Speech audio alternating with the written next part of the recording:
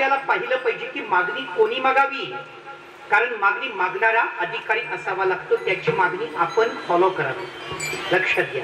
तुकोबारांच्या मागणीला फॉलो का करावं, कारण मागणी कोण मागतो याच्यावर, आवाज जरा इको करू नका जास्त, मागणी कोण मागतो याच्यावर त्याचं वेटेज असतं. हे नेहमी मागणी मागणारा हुशार पाहिजे, मागणी मागणारा ज्ञानी पाहिजे, मागणी मागणारा पंडित पाहिजे, मागणी मागणारा हिताचं मागितलं पाहिजे, मागणी पारमार्थिक असावी आणि त्या मागणीमध्ये जगाचं कल्याण असावं. मागणी त्याने मागावी, कारण मागणी मागणाऱ्याची मागणी जर चुकली जातो यात नवल काय, अख्खा समाज लयाला जातो. लक्षात ठेवा.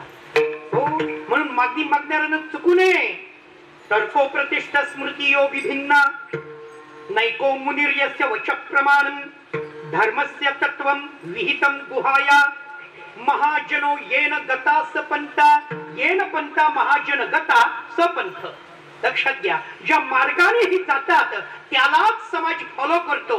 ये तो वडील मी बोललो ना, जे जे करीती, म्हणजे अर्थ असा आहे की तुकोबारांची मागणी मागतात ते महाराष्ट्र मागणार, तुकोबारांची मागणी चुकली की महाराष्ट्र चुकणार. मागणी मागणारा लयाला गेला की महाराष्ट्र ही लयाला गेला. म्हणून मागणी कोण मागतो हे महत्वाचं आहे. मागणी मागणाऱ्याकडे ज्ञान असावं, मागणी मागणारा वयाने पूर्ण असावा किंवा मागणी मागणारा ज्ञानाने पूर्ण असावा किंवा मागणी मागणारा अनुभवाने पूर्ण असावा. लक्षात घ्या. या तीन गोष्टीपैकी एक गोष्ट तरी हवी. हो, मागणी मागणाऱ्याकडे अनुभव पाहिजे का नाही? तुमचं काय मत आहे? हो, अनुभवाशिवाय बोलता येत नाही. मागता कसं येईल बाबा? बर, चंदूरकर जरा ऍक्टिव्ह व्हा आणि मला माझ्या प्रश्नांची उत्तरं द्या. मी तुम्हाला प्रश्न विचारतो. साखर कशी आहे? हा, क्या बात आहे. साखर गोड. चटणी कशी? कारलं कसं? चिंच कशी? पेढा कसा? दारू कशी?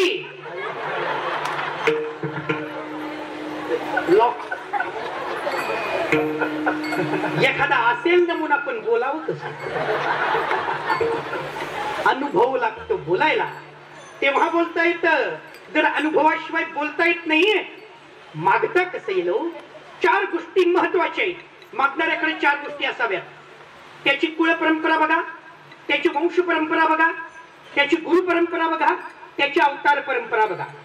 तुकोबारांच्या चार गोष्टी पहा. तुकोबारांची कुळ परंपरा, पहिल्यांदा विश्वंभर बाबा,